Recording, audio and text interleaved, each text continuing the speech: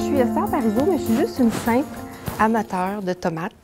J'ai pas de cours d'horticultrice, j'ai pas de bac en rien. J'ai juste 15 ans d'expérience dans la culture de tomates. Et ça a commencé juste par une passion avec une amie qui s'appelle Cécile Wajas, qui m'a fait connaître le fruit qui est la tomate. Et avec Cécile, depuis 15 ans, je sème à tous les printemps et je récolte à tous les automnes. Et pour faire une petite parenthèse, Cécile a une grainothèque qu'elle appelle et on a plus de presque 400 variétés de tomates dans notre grainothèque. Et les 2 dernières années, ça a été la pandémie. Donc, on s'est beaucoup amusé à faire beaucoup de ménage dans les cartables. Et là, depuis 3 ans, depuis 3 saisons, moi, ce que je fais, bien, je prends les plus vieilles graines qui datent, certaines de 2007, et j'ai eu des tomates. Donc, il n'y a pas de date d'expiration sur une graine de tomate, et c'est ça la beauté. Des fois, on pense que si ça fait trop longtemps qu'on a la graine, si elle est bien gardée, si elle est au sec, si elle a été bien séchée, bien, votre graine, elle peut produire même 15 ans plus tard. Alors, on va débuter. Moi, je pense que si vous avez des questions, gênez-vous pas. Il y a des gens que je vois pas. Gênez-vous pas. Peut-être poser la question pendant que je vous présente l'atelier. Je n'ai pas toutes les réponses. Comme je vous dis, je suis vraiment juste une personne qui a une passion pour les tomates, qui aime jardiner. Pour moi, c'est un peu ma méditation l'été. Bien, en fait, ça commence au printemps et ça se termine tard à l'automne.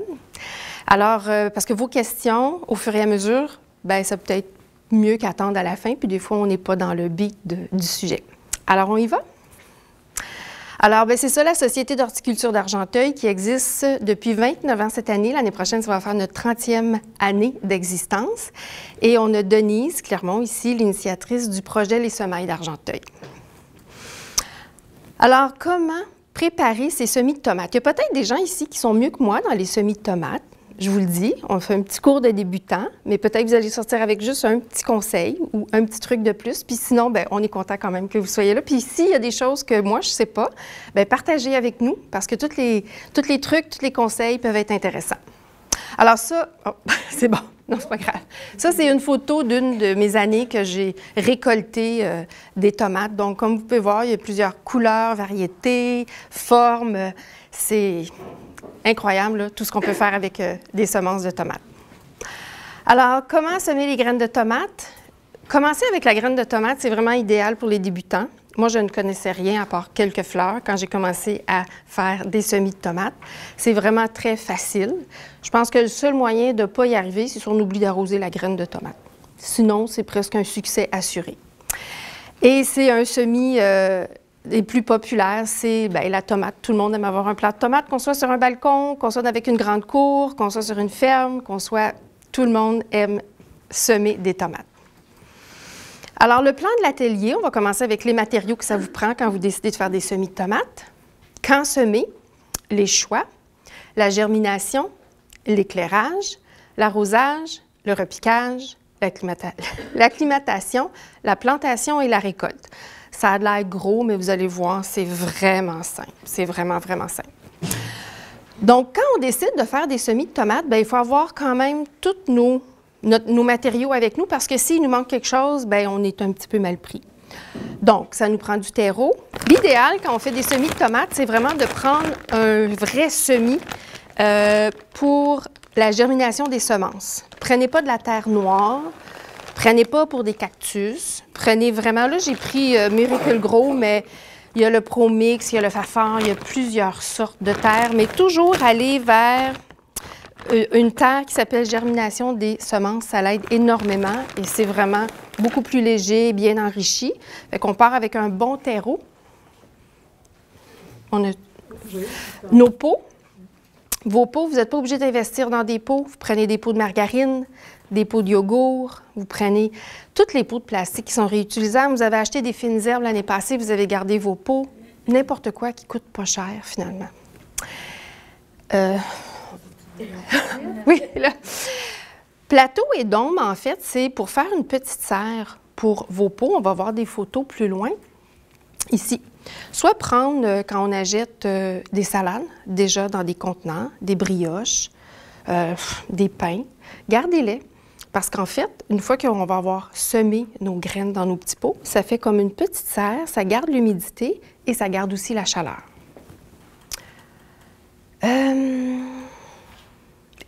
Et comme de raison, vos semences. Ça, c'est important.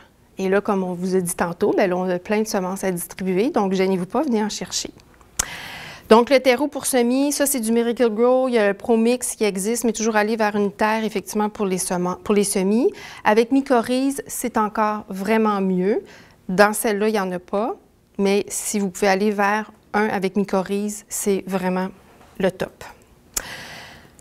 Moi, je sème depuis 15 ans avec Mme Ouajas et nous, on travaille beaucoup avec les pots Jiffy, qui est ça ici, le pot Jiffy. Le pot Jiffy, ce qu'il fait, c'est qu'on n'a pas besoin, quand on a semé notre graine, on n'a pas besoin d'enlever notre graine de tomate qui a germé quand on la transplante dans un plus gros pot. Tandis que si on prend des petits pots comme ça ici, c'est sûr que peut-être que dans quelques semaines, vous allez devoir prendre votre semis délicatement pour le transplanter dans un pot plus gros. Donc, ce n'est pas un avantage ou un désavantage, ça dépend comment vous voulez travailler. C'est sûr que le pot Jiffy, c'est un coût de plus. Donc, à la dernière atelier que j'ai fait, samedi, il y a une dame qui a donné vraiment un bon truc de garder vos rouleaux de papier de toilette ou de Scott Towel. Et lorsque vous allez faire vos semis, si vous prenez un petit pot, bien, vous le mettez un petit peu moins long. Vous pouvez aussi mettre un petit Scott Towel dans le fond. Et là, bien, quand vous allez enlever votre semis de tomates, pour le replanter dans un pot plus gros, vous ne touchez pas du tout à la racine. Donc, ça ne coûte rien. On a tous des rouleaux de papier de toilette un moment donné, au lieu de le mettre au recyclage, vous pouvez les garder pour faire vos semis. Alors, la récupération, réutilisation, les pots de margarine, pots de yogourt, barquettes de champignons, barquettes de framboises, contenant à œufs. Le contenant à œufs, ça peut être une option intéressante, mais c'est très petit. Donc, on arrose beaucoup plus, parce qu'il y a beaucoup moins de terre et la profondeur aussi. Mais ça peut être un choix aussi intéressant. Ensuite, les plateaux. Oui, je l'ai dit, hein? Donc, choisir ses semences. Vous pouvez acheter des semences partout, hein? Dans vos supermarchés, dans les magasins à grande surface, dans les pépinières. Ce que je vous conseille, c'est d'acheter des semences patrimoniales. On appelle ça heirloom. Pourquoi? Parce qu'elles ne sont pas hybrides, c'est-à-dire qu'on sait que la semence, si, exemple, on achète une beefsteak rouge qui est étiquetée heirloom, patrimoniale, on sait qu'à chaque année qu'on va récolter nos graines de tomates, on va toujours avoir la même variété de tomates. Si on prend une hybride, c'est en fait plus qu'une variété de tomates qui va donner une tomate une première année qu'on a achetée, mais l'année après, elle va peut-être être différente. Je vous donne l'exemple. Il y a une année, moi, j'ai cultivé la Heartbreaker. C'est un beau petit plant de tomate, tout trapu, tout petit. C'est un cœur. C'est vraiment mignon. Pour ceux qui ont des enfants, mais même pour faire une salade à notre amoureux, c'est vraiment cute. Alors, la première année, j'ai vraiment des tomates en cœur, mais la deuxième année, j'ai eu des tomates rondes. Donc, c'était une hybride. Alors, c'est pas que la tomate ne sera pas bonne. Elle va être bonne, mais elle ne sera peut-être pas parfaite comme quand on l'a achetée parce qu'elle est une hybride. C'est indiqué où, le heirloom? Ça va être indiqué sur le sachet de tomates que vous allez acheter. Quand vous allez soit dans une grande surface, une pépinière, c'est toujours écrit patrimonial ou heirloom en anglais ou hybride. Puis le hybride, je sais que c'est le F1, puis il y a un autre sigle aussi. Est-ce que quelqu'un le sait, si ce n'est pas le F1 qui est écrit? Non. Je sais que F1, puis il y a une autre abréviation aussi. Mais souvent, ça va être écrit hybride. Mais comme je vous dis, allez plus vers le patrimonial ou les heirlooms, qui sont vraiment des semences plus garanties, en fait.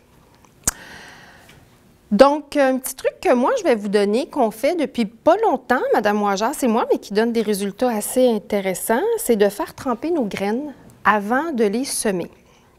Alors, vous prenez des petits pots de pilules, vous mettez juste un petit peu d'eau, et à chaque fois que vous allez faire des semis, vous semez toujours 2 graines par pot, qu'ils soient petits ou qu'ils soient gros. Pourquoi? Parce que vous avez des chances que votre graine ne germe pas, donc au moins vous allez être sûr d'avoir, bien, presque sûr d'avoir une pousse sur 2.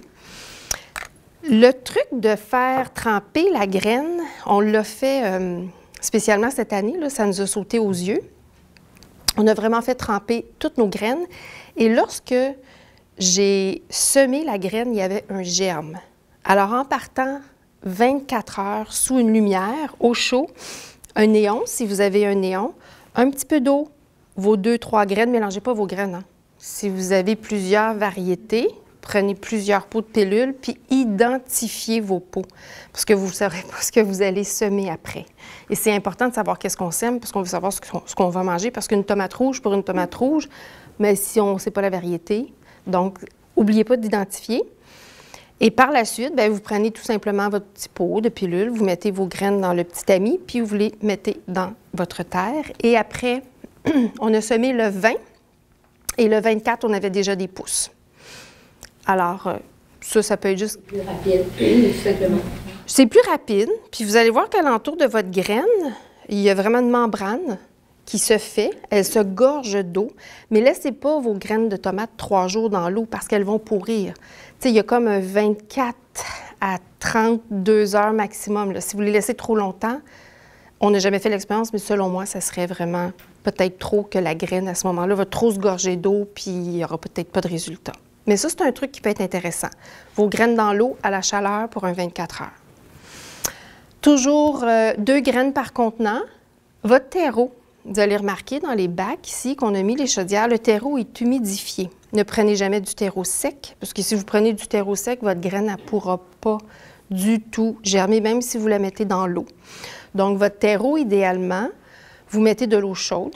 Là, c'est sûr que le terreau va être froid parce qu'on l'a préparé tantôt, mais idéalement, lorsque vous faites votre terreau, prenez de l'eau chaude, puis votre terre, elle va être plutôt tiède. Alors, la petite graine de tomate, elle aime bien ça.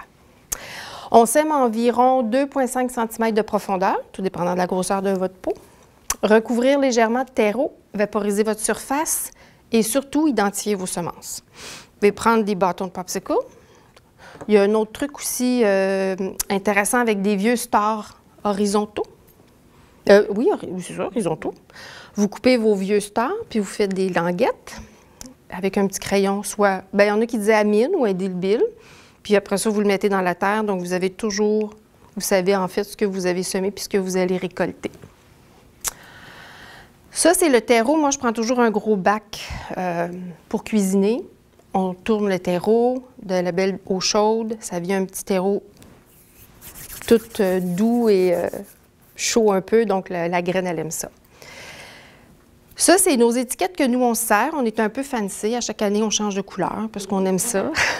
Mais là, comme je vous dis, ça fait tellement longtemps qu'on cultive qu'on s'est peaufiné avec les années. Mais oui, on a commencé avec des bâtons de popsicle. Puis là, ben, on fait des petites... Oui? Oui, Esther, avant que tu ailles trop loin, là, tu parles à 1 pouce de profondeur, mettre la graine, mais de recouvrir de terreau. Fait que finalement, c'est quoi la profondeur que tu veux que... C'était sur une de tes diapositives? Oui. Bien, tantôt, on va le faire ensemble. On va vous le montrer. C'est toujours une couche, faire deux petits trous, puis on recouvre, effectivement. C'est sûr que plus quand tu vas semer ta graine, Daniel, là, tu sais, tu prends pas un gros pot de yogourt comme ça, là. Parce qu'en fait, tu vas... Non, c'est correct, mais je viens de comprendre ce que tu faisais. Tu le mets à 1 pouce, mais tu recouvres la graine. C'est pas que tu mets 1 pouce de terreau, puis tu en remets par-dessus encore. C'est correct, je me suis compris dans ce que tu me disais. Parfait. Je pensais que tu mettais 1 pouce de terreau, puis après ça, encore de la terre par-dessus la graine. Exact. Ouais, c'est ça que j'ai... Bon. Faut pas essayer de comprendre ce que j'ai dans la tête des fois. OK. Donc, quand semer? Bien, ça, c'est la grande question. Nous, on a un petit rituel, Mme Wajas et moi, on sème toujours aux alentours ou le 19 mars à la Saint-Joseph. Ça vient de nos grands-parents, de nos arrière-grands-parents. Alors, cette année, ce qu'on a fait, on essaie toutes sortes d'affaires depuis la pandémie, puis on aime ça, on s'amuse là-dedans. On a mis nos graines dans l'eau, dans nos petits pots de pilules, le 19 mars, au chaud, et on a semé le 20. Et comme je vous ai dit, le 24, on avait déjà des plantules. Donc, on était bien excités de ça. Fait que moi, je crois que aux alentours de la Saint-Joseph, bien, prions les saints, puis ça a l'air à marcher. Alors, les choix sont multiples dans la variété, la couleur, la forme, la grosseur, les temps de croissance et aussi, on peut avoir des plants indéterminés ou déterminés. Comme je vous dis, il y a des milliers et des milliers de variétés de tomates. C'est à l'infini. On a ici même des semences qu'on n'a pas qu'ils ont ailleurs parce que notre température, notre climat ne permettrait pas peut-être à ces tomates-là de vivre ici parce qu'on a un climat plus froid. Donc, des noms évocateurs. Là-dedans, je vous dirais peau de pêche. Selon vous, ça sonne quoi, peau de pêche? Une tomate jaune, charnue. Et velue. Vraiment comme une pêche. Alors, vous avez vraiment la texture d'une pêche. C'est assez impressionnant. La super steak, c'est comme la beef steak, c'est une grosse tomate. Cette année, je cultive une tomate qui s'appelle la Coustralie. C'est une grosse française. Elle est tellement grosse que même avec un gros pain, c'est aussi gros que le pain. Alors, c'est assez impressionnant ce qu'on peut retrouver dans les variétés. Et quand on s'y met, puis qu'on s'intéresse et qu'on va sur Google, puis qu'on fait des recherches, c'est vraiment fascinant. Et chaque tomate, elle a un goût différent. Moi, je suis plus capable de manger de tomates du supermarché. L'hiver, j'achète juste des tomates raisins pour faire plaisir à mon conjoint. Mais si vous prenez goût à cultiver la tomate, c'est là qu'on devient vraiment... Il y a des tomates noires, des tomates brunes, des tomates zébrées, des tomates roses, des tomates blanches. Il y a plein de variétés de tomates. Puis on ne peut pas toutes les aimer. Moi, je vous dirais que sur les variétés qu'on a, je ne les ai même pas toutes goûtées. Mais souvent, Mme Rogers ne fait pas les mêmes variétés que moi. Fait qu'on se fait des échanges de tomates. Puis honnêtement, il y a des tomates que j'aime pas, que je suis pas comme la peau de pêche. Je suis pas capable. Elle est bonne, mais la texture fait en sorte que je l'aime pas. Puis c'est pas parce que j'aime pas les tomates, j'adore les tomates. Donc vraiment, essayez. Puis soyez pas impressionnés non plus par les noms, parce que des fois, les gens vont dire, ben là, si je prends une Japanese Black Truffle, ça mange quoi? Ça mange la même affaire qu'une tomate rose puis qu'une tomate beefsteak. Ça change rien. Des fois, on a peur parce qu'on pense qu'effectivement, ça peut être une tomate différente qui va demander plus de soins. Non. Ce qu'elle veut, elle, c'est son soleil. Elle va être attachée. Elle va être à l'abri un peu des intempéries pour pas que ses branches cassent. Mais elle va vous donner le même fruit. Puis vous allez être fasciné quand vous coupez votre tomate. Puis vous voyez des fois des tomates zébrées, une tomate noire. Je vous le dis, là, c'est un plaisir de partir notre semence à la graine et voir la fleur, après ça, le fruit, puis récolter. C'est fascinant. Et si, le moindrement, vous avez de l'intérêt, bien oui, vous allez peut-être vous aussi vous monter une petite grainothèque, puis dire « Ah, celle-là, ça me plaît. Là, cette année, j'ai le goût d'aller plus dans les grosses que les petites. » Je donne un exemple, Canary, Micro Tom Gold, c'est une tomate de 15 grammes. C'est tout petit, c'est comme des perles. Ceux qui ont des enfants, des petits-enfants, là, ça passe à côté des plants de tomates, ça mange. C'est fascinant. Je vous le dis, c'est... en tout cas, je pense que je vous le dis, là, comment que ça peut être intéressant. Ça c'est des variétés que l'on a avec les semailles d'Argenteuil. C'est certaines des 51 variétés dont je vous parlais tantôt, là. Ça, c'est disponible en bas à la bibliothèque. Bien, ça, c'est encore une variété, là, des variétés que j'ai cultivées. C'était mon panier à chaque jour. Quand c'est le temps de récolter, bien, je sors avec mon panier puis je vais chercher mes tomates. Je vais vous montrer celle-là ici. Voyez-vous, elle est comme toutes des petites tomates ensemble. Ça s'appelle la voyageuse. C'est une tomate qu'on a fait l'essai, Mme Wajas et moi. Puis honnêtement, c'est vraiment un peu capoté. L'histoire de la voyageuse, c'est que la tomate, les gens voyageaient et quand ils arrivaient pour manger, ils prenaient cette tomate-là puis ils pouvaient en fait en faire des grappes et séparer entre les gens. C'est bon, mais c'est vraiment spécial. Dans le sens, quand tu la regardes, elle est vraiment faite pour être séparée, donc tu ne peux pas faire de tranches. Mais c'est tout ça qui est fascinant quand on cultive la tomate. C'est qu'on apprend tellement de choses, on voit qu'est-ce qui est le fun, qu'est-ce qui peut être moins le fun, puis pourquoi elle a été, en fait, je dirais-tu, bridée ou cultivée pour cette raison-là, de dire on sépare la tomate entre tout le monde. La voyageuse, ça le dit. Donc, même les noms de tomates ont une raison. Souvent, il y a beaucoup de tomates comme la Heinz. Bien, on sait que ça vient de Monsieur Heinz. Fait qu'il y a beaucoup de variétés de tomates comme ça qui ont été vraiment inventées ou pas inventées. On n'invente pas une graine de tomate, là. On prend des semences et on arrive à faire quelque chose. Les noms de famille sont très importants et les lieux aussi. Ici, cultiver une tomate qui vient plus, exemple, des pays, comme on a vu tantôt, Ukrainian Purple. Vous avez vu, bien, c'est une tomate de l'Ukraine, mais c'est un climat plus comme nous, que si on prend peut-être une tomate qui vient de l'Afrique du Sud, qui va être moins acclimatée à notre climat. Alors, le temps de croissance, il y a trois types de croissance dans les tomates. On parle de tomates précoces. Les tomates précoces, c'est les plus petites tomates, vous en doutez, que c'est les plus petites tomates. Mi-saison, tardive, ça se ressemble beaucoup. La tardive, bien, ça va être notre beefsteak, notre grosse tomate, notre super steak. C'est sûr qu'elle va être tardive parce qu'effectivement, elle est grosse, fait qu'il faut qu'elle mûrisse. Donc, ça peut être intéressant dans le sens que c'est pas écrit, par contre, sur les sachets quand vous allez acheter vos graines de tomates. Ça, il faut vraiment faire des recherches Google. Et c'est à la longue qu'on peut effectivement voir est-ce que j'ai une précoce, est-ce que j'ai une tardive. Mais juste avec la grosseur de la tomate, déjà, ça va vous dire si la tomate, elle est plus précoce ou plus une fin de saison. Donc, la différence entre un plant indéterminé et déterminé. L'indéterminé, il va monter vraiment comme un arbuste. Il va venir haut. Il va venir gros, il va faire des gourmands, il va faire plein de branches. L'indéterminé, il est plus trapu, il est plus en longueur, il est moins comme un arbuste. La plupart du temps, on cultive des indéterminés. À part, comme je vous parlais tantôt d'un petit plant, le Heartbreaker, c'est vraiment un petit plant tout petit qu'on peut mettre vraiment dans une petite chaudière sur un balcon. Ça, c'est un plant déterminé. Quand on arrive avec des plants indéterminés, ce que je vous propose, n'oubliez jamais vos cerceaux à tomates lorsque vous plantez vos tomates, parce qu'on a beaucoup d'intempéries depuis les dernières années. Et si vous n'attachez pas vos tomates, bien, ce qui va arriver lorsque vos fruits vont sortir après la branche, si, exemple, on a un mauvais orage ou des vents, bien, souvent la branche, elle peut briser. Alors, qu'est-ce qui arrive? Le fruit, en fait, ne peut pas continuer à mûrir. Moi, chez nous, j'ai des poteaux de tempo pour attacher mes tomates. Et je mets tellement de rubans que ça a l'air d'un arbre de Noël. Mais honnêtement, je préfère que mes branches soient bien solidifiées, que s'il y a un grand vent qui arrive ou moindrement un orage, bien, je n'ai pas peur que mon plant de tomates, finalement, il brise. Parce que le cerceau, il est quoi, haut? Comme ça à peu près?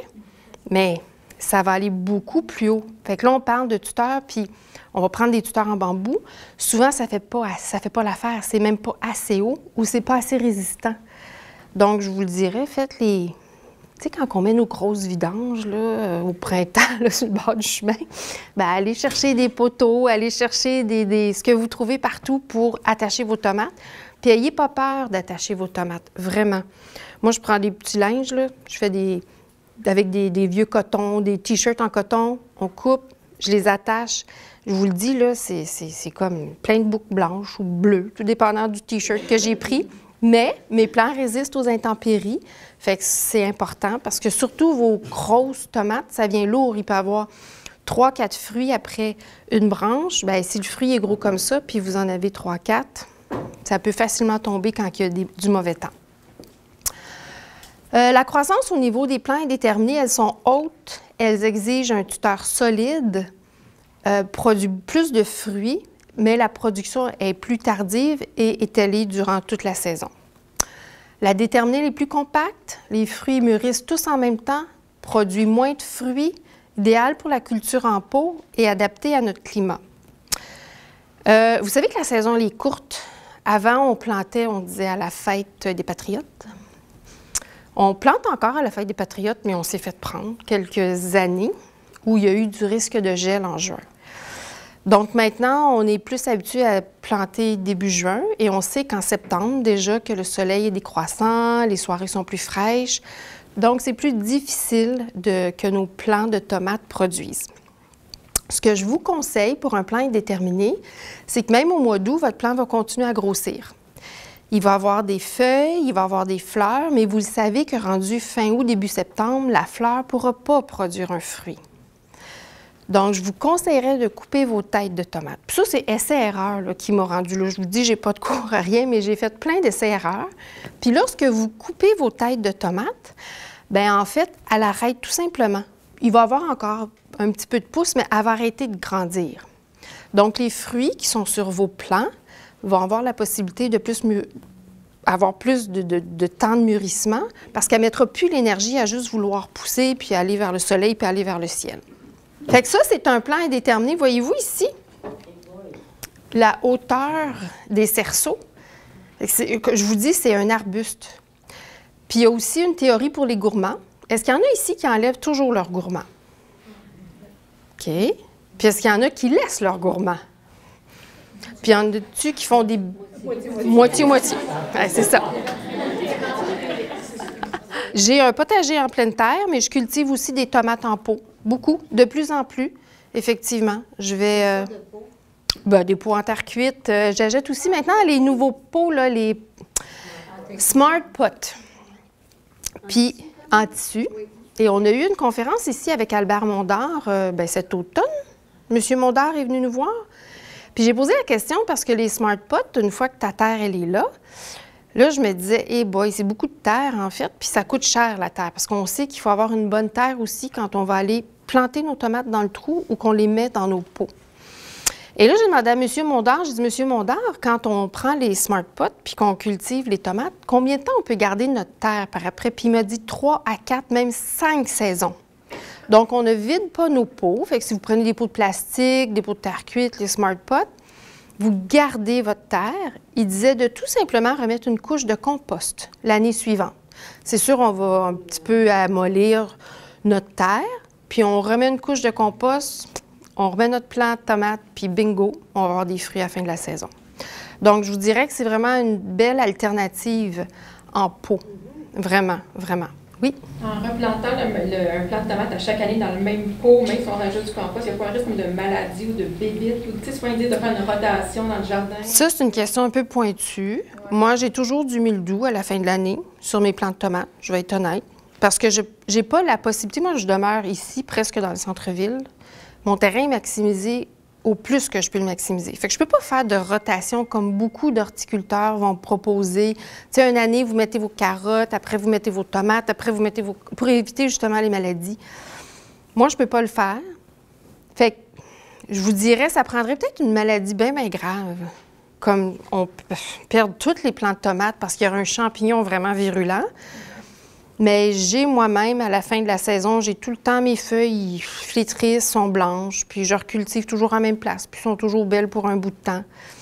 Fait que je ne pourrais pas vraiment répondre à votre question, mais je le sais qu'effectivement, il y a beaucoup de gens, là, même des horticulteurs renommés, qui vont effectivement parler plus de rotation de semis, de culture, mais tout dépendant de l'endroit qu'on a. Oui. Un plan déterminé, c'est un plan qui va être plus... lui, il est très haut, là, je vous dirais. Mais mettons qu'on l'arrête là. Voyez-vous comment il est? Il n'est pas tout feuillu, il n'est pas tout comme un arbuste. Un plan déterminé. C'est facile à cultiver en pot, les plants déterminés aussi. Par contre, on va aller vers les plus petites. Mais moi, je vous dis, là, je mets des arbres dans mes pots, puis ça marche. Parce que une tomate n'a pas un système racinaire exceptionnel, là, ça prend pas. Vous pouvez mettre des tomates. Vous allez arracher ça à la fin de la saison, là, puis pas beaucoup de racines. Vraiment, tout est à l'extérieur du plant de tomate. Oui? Donc, la germination. Une fois qu'on a planté notre graine de tomate dans notre terre, c'est 5 à 10 jours. On voit l'apparition des plantules. C'est à ce moment-là que, tantôt, je vous proposais de prendre un emballage de salade ou de brioche pour faire un petit dôme. Quand vos plantules vont pousser, on recommande d'enlever le petit dôme pour effectivement bien aérer le plant, pour pas qu'il reste trop dans l'humidité. Puis s'il y a 2 semis qui lèvent, bien là, c'est votre choix lors du repiquage. Vous pouvez garder vos 2 semis comme vous pouvez en repiquer seulement qu'un. Ce que vous faites, vous le coupez. Vous coupez tout simplement votre 2e plantule au niveau de la terre, puis ça pousse pas, ça pousse plus. Mais si vous voulez, exemple, vous avez fait 2 graines de beefsteak, puis vous dites, bien moi j'en veux 2, vous les séparez, puis vous les repiquez dans un contenant plus gros, puis vous allez avoir vos 2 plants de beefsteak. Oh, Denise est partie. Ça, en fait, c'est les mini-serres. C'est des étagères, tout simplement, que Mme Rojas a achetées. On a mis des plexiglas. Et nous, on cultive, comme je vous disais, dans les pots Jiffy avant de mettre dans le pot de plastique. Ça, c'est des pots de plastique qu'on a tout simplement récupérés. À chaque année, on achetait des fines herbes, on achetait des fleurs, on les a gardés. Et voilà, ça, c'est les pots Jiffy, vous les voyez ici. Donc, dans notre pot de plastique, on a un pot Jiffy. Tout est étiqueté. Puis là, comme je vous dis, bien, on est un peu folle. Là. On s'amuse avec des couleurs. Puis là, on a des étiquettes roses, bleues, verts. On fait toutes sortes d'affaires pour se rendre ça le fun. Puis je pense que c'est aussi le plaisir de jardiner, de cultiver. C'est pas sérieux. C'est sérieux, bien, c'est le plaisir qu'on peut en sortir aussi.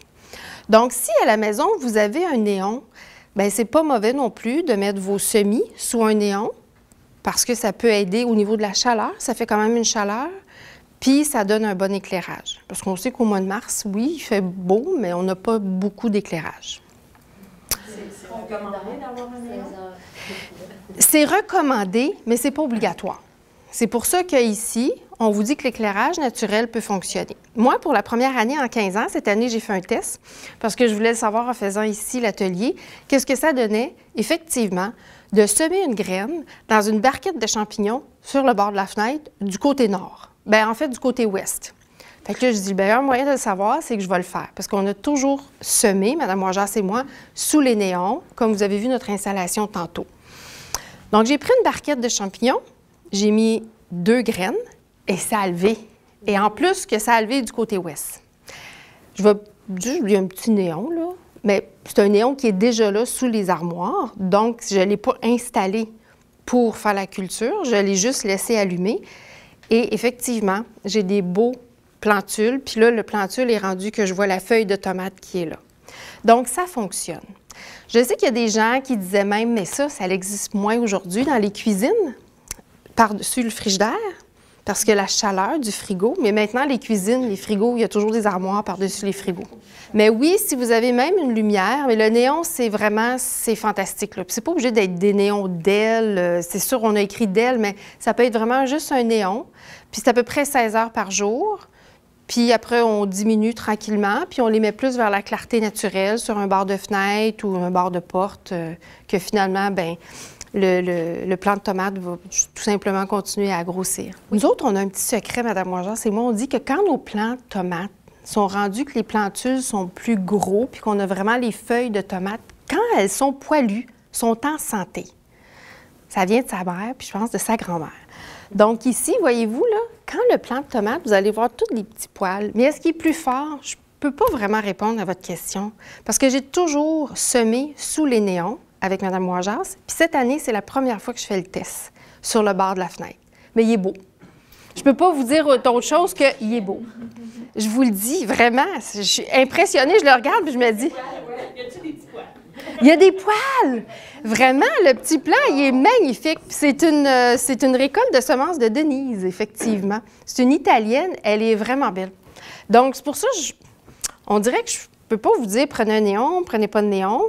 Je pense que ça dépend. C'est sûr, si il est près d'une porte, puis vous êtes toujours en train d'ouvrir la porte, puis il y a un courant d'air, peut-être le plus possible de chaleur, de lumière. Mais pour ça qu'on vous donne toutes les possibilités.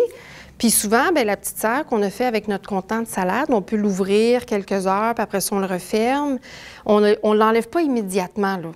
Moi, ce que j'ai fait avec les graines que j'ai semées sur le bord de la fenêtre, c'est ça, j'ai quand même laissé les petites serres plusieurs semaines. Puis je les ouvrais le jour pour qu'ils prennent de l'air, qu'ils puissent respirer. Puis je refermais le soir pour que un petit peu la chaleur reste. Fait que je pense pas qu'il y ait une question de vent, mais là, je veux pas m'avancer.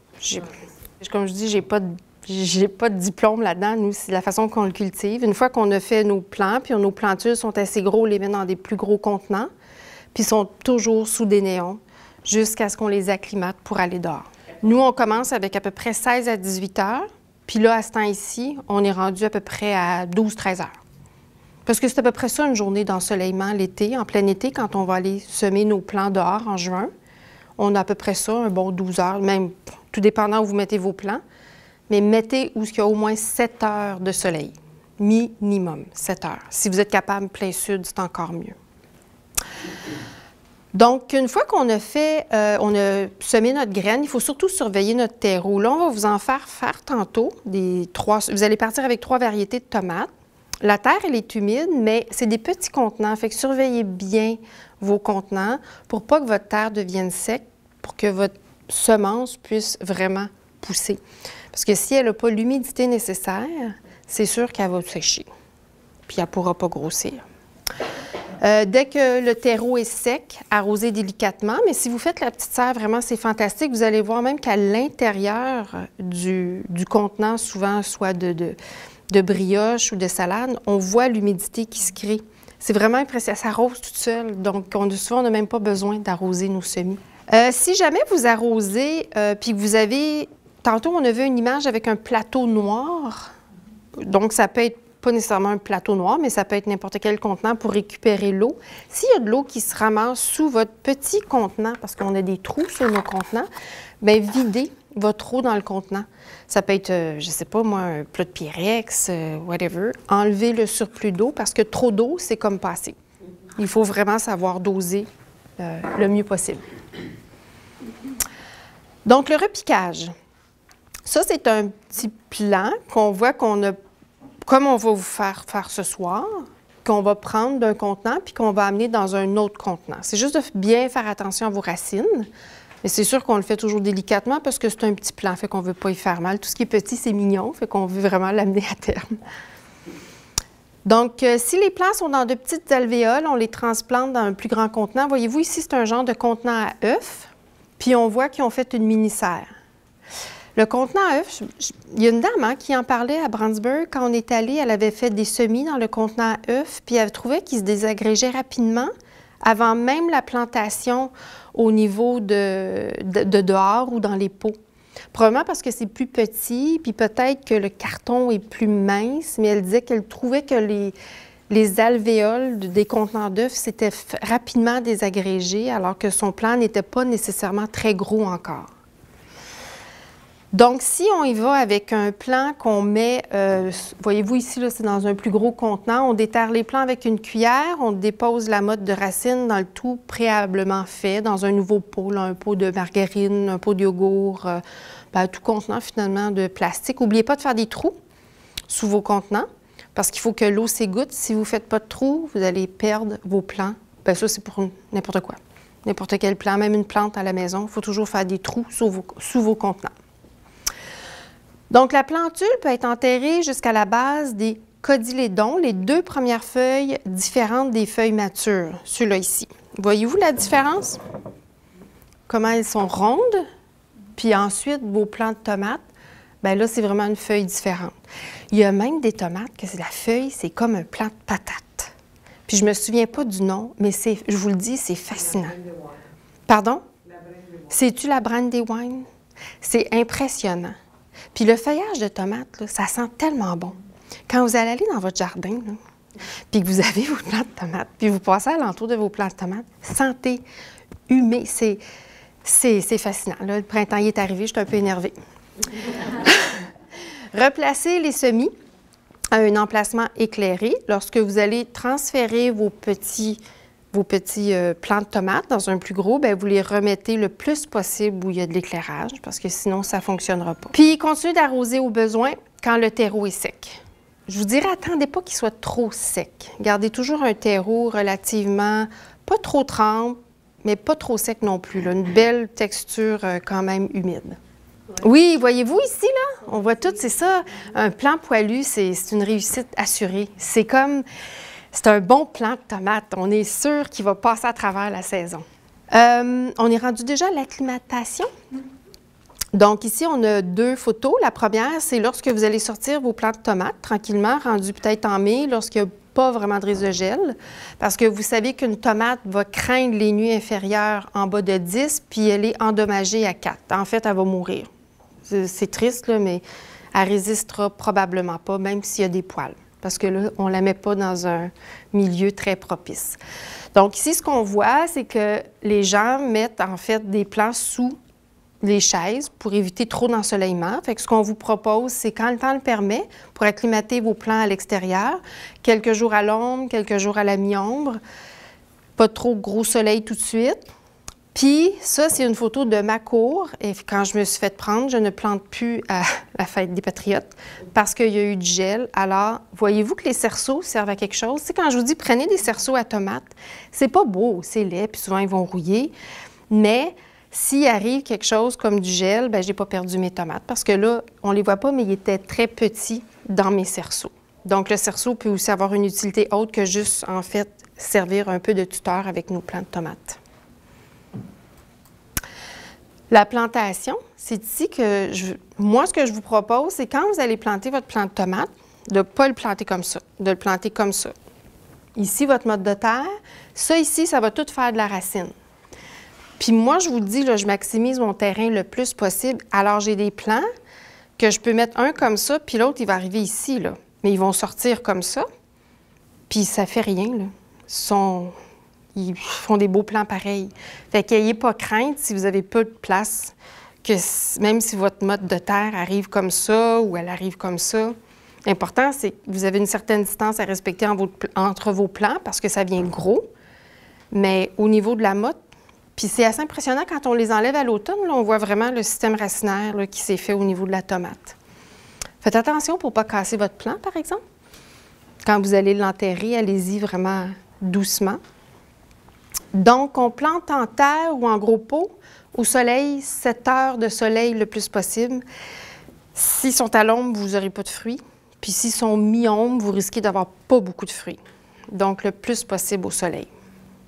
Un bon terreau à jardin, pas de terre noire, un peu comme cela, mais pas à semences, c'est bien écrit, parce qu'il y a de la mycorrhize, il va y avoir de la perlite, il est tout déjà prêt, votre terreau. On enterre la base de la tige, on arrose bien et on ajoute de l'engrais. Lorsque vous allez planter vos plants de tomates, moi, je vous propose de mettre du compost. Vous faites votre trou dans la terre ou dans votre pot. Puis dans le trou, vous allez mettre de la bonne terre, du compost, du marc de café. Ceux qui ont des machines à café, gardez votre café, faites-le sécher. Parce que si vous le mettez dans un contenant humide, il va moisir. Faites sécher votre café au four, qu'il soit bien sec. Gardez vos coquilles d'œufs. Et on va parler d'engrais le plus possible biologiques, algues marines, compost. J'ai cultivé beaucoup d'années avec des produits chimiques solubles dans l'eau. J'ai réalisé que je mangeais probablement du chimique. Alors maintenant, je ne dis jamais de soluble, seulement pour mes fleurs. Mais nourrissez vos tomates. La saison est tellement courte. On va planter début juin, puis déjà que fin août, début septembre, la saison est presque finie.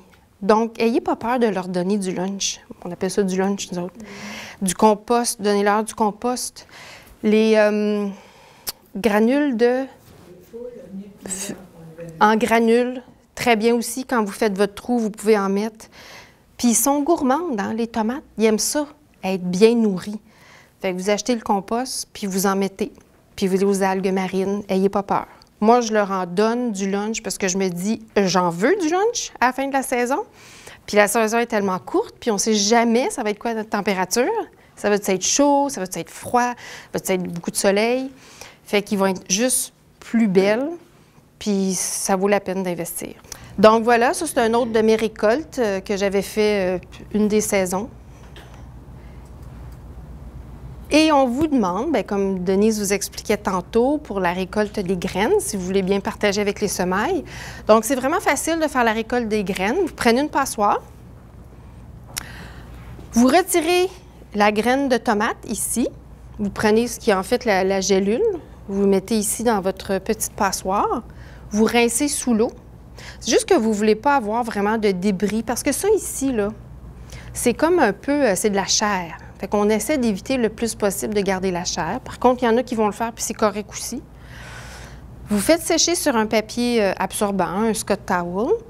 Puis l'important, c'est d'inscrire votre variété de tomates et l'année. Puis faites-les bien sécher.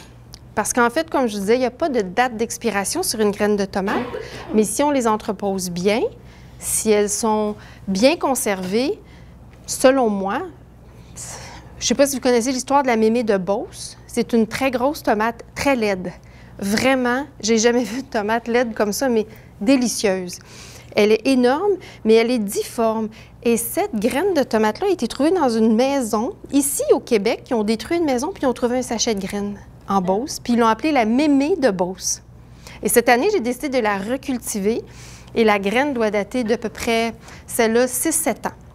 Donc, s'ils sont bien conservés, vos graines, ça vaut la peine d'essayer puis de dire, bien, je les jette pas, je les garde et ça devrait... En fait, on ne perd rien d'essayer de cultiver une graine, même si elle a 15 ans. Le pire, c'est qu'elle ne lèvera pas. Le mieux, c'est qu'elle va lever. Puis on régénère nos graines. Voilà. Inscrire de votre variété, oui, parce que si vous voulez recultiver, je ne sais pas, vous faites une Genali cette année, puis vous l'aimez beaucoup, puis vous dites, bien, je veux la refaire, bien, si vous l'inscrivez, en fait, sur votre Scott Towel avec l'année de la récolte. Puis moi, je les garde dans des sacs bruns. Mais notre grainothèque, à Mme Ouajas et moi, en fait, c'est dans des cartames et c'est dans des pochettes. Donc, on voit à travers nos pochettes. Tout est identifié, mais c'est très bien, c'est très, très sec. Il ne faut pas avoir d'humidité. Puis je vais vous raconter une anecdote aussi. Il y a eu un sinistre à un moment donné chez Mme Ouajas et tout devait sortir de la maison. Et la grainothèque, à ce moment-là, avait peut-être pas 400 variétés de tomates, mais elle en avait beaucoup. Et elle m'appelle, puis elle me dit, « Esther, il y a eu un sinistre à la maison, il faut aller chercher la grainothèque. » Alors, j'ai dit, « OK, on s'en va chercher la grainothèque. » Donc, on est allé chercher la grainothèque, mon conjoint et moi, et j'ai pris chaque cartable, page par page, parce qu'il y avait eu un sinistre au niveau de fumée, et j'ai enlevé chaque pochette, chaque Scott Towel qu'on avait, j'ai tout essuyé, j'ai tout enlevé la fumée et on cultive encore ces graines-là. Donc, vraiment, c'est impressionnant comment qu'une graine de tomate peut résister. Je pense que c'est le plaisir de cultiver. Parce qu'on commence en mars, même en février, on commence à faire le choix de nos tomates. Qu'est-ce qu'on veut avoir comme variété cette année? Ah, puis en mars, bien là, on débute, puis après ça, on les arrose.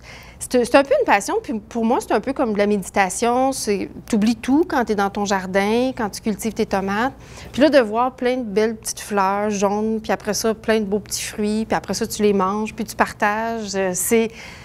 C'est fascinant, puis la déguster, voir qu'une tomate rose goûte pas comme une tomate brune, puis qu'une voyageuse que tu sépares entre plein de gens, c'est vraiment un plaisir. Vraiment satisfaisant, vraiment, vraiment. Dès qu'il est en terre, là, votre plant de tomate, il vient fou, là. Ce qu'il veut faire, lui, c'est pousser. Il veut pousser, il va vers le soleil, il veut de la nourriture, puis il veut grandir.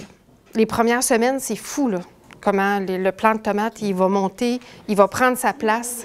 Donc, comment partager vos semences? Vous récoltez les graines, vous les faites bien sécher, vous les déposez dans un flacon de pilule ou une enveloppe scellée. Puis, c'est très important d'identifier le contenu avec votre nom, avec le nom, excusez-moi, de la variété, la couleur et s'il y a lieu le plus possible l'année de la récolte. Puis, ajoutez votre nom à vous aussi, votre numéro de téléphone, parce que ça se pourrait que quand on travaille on fait de l'inventaire ou de l'ensachage, qu'on ait des informations à vous demander. C'est pas parce qu'on veut savoir des choses sur vous, c'est vraiment parce qu'on veut peut-être s'intéresser à la semence ou sur des choses qu'on aurait besoin de savoir. Puis on vous demande de les rapporter à la bibliothèque. Puis ça va s'en venir au Sommeil d'Argenteuil, puis on va pouvoir partager après. Et seulement pour les tomates? Non, pour tout. Fruits, fleurs, fines herbes, puis légumes. Oui, on prend tout. Tout. Bon, moi, j'ai fait plein de tests. Un moment donné, il était en bikini, j'avais tout enlevé. Tout ce qui restait, c'était le plant, puis les branches avec les fruits. Il n'y avait plus rien. Puis j'ai eu des fruits. Mais j'ai pas eu d'autres fruits parce que j'avais tout enlevé. Puis j'ai lu les livres de Marthe Laverdière, je lis Albert Mondor. Puis Marthe Laverdière, elle disait effectivement, mon père cultivait, il n'enlevait rien. Puis j'ai testé ça l'année passée. C'est sûr que j'en ai enlevé un petit peu parce qu'à un moment donné, tu vois plus ta tomate. Puis c'était des beaux plants de tomates. Puis c'est long à enlever les gourmands. C'est très long. Je pense qu'il n'y a pas de solution parfaite. Mais faites pas comme moi, là, mettez-les pas en bikini. Ça, c'était vraiment drôle cette année-là. Même que Mme Ouajas était venue chez nous et elle m'avait dit « Oh mon Dieu, Esther, t'as fait vraiment... Mais j'ai eu des fruits, mais il y a juste eu les fruits qui étaient restés après le plant de tomates. il n'y avait plus rien pour les aider à mûrir. Là. Ils ont juste pris de la couleur, mais ils n'ont même pas grossi. Il n'y avait plus rien, il n'y avait plus de feuilles. Il restait le tronc puis les branches. Ils faisaient vraiment pitié. Mais ça, c'est mon style. J'aime ça, faire des essais-erreurs. Puis je me dis, c'est comme ça que j'apprends moi-même. Puis je google beaucoup aussi, là. Mais Marthe Laverdière, elle n'enlève pas les gourmands. Elle faisait comme son grand-père. Puis fait qu'on va procéder à possiblement vous faire semer vos petites graines, à moins qu'il y ait d'autres questions. Mais on va circuler pour vous aider avec les autres membres de la société. Puis on va rester aussi disponible pour vos questions. Oui, il y a aussi, tantôt, Denise vous parlait d'un autre atelier qu'il va avoir. C'est comment semer directement au jardin ou au potager. Donc, c'est avec Émilie Jutras, qui est chargée de projet en culture maraîchère à la MRC d'Argenteuil. Grenville-sur-la-Rouge, ça va être samedi le 27 mai. Brandsburg-Chatham, samedi le 3 juin. Et pour la chute, samedi le 3 juin, vous devez vous inscrire, comme vous avez fait pour l'atelier de ce soir, soit via votre, bien, ça va être ici, là, via Sport encore, Sport Plus. C'est la même chose. Oui, donc vous pouvez procéder à votre enregistrement déjà si ça vous intéresse. Alors voilà, merci à vous, vraiment. Merci.